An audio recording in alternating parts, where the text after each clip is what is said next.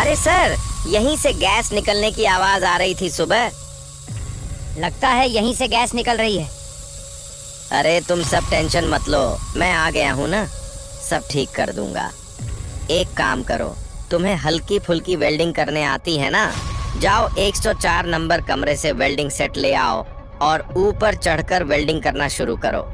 पर सर, हमें तो वेल्डिंग करनी ही नहीं आती। अरे बहाने नहीं चलेंगे, जो कहाँ है वही करो।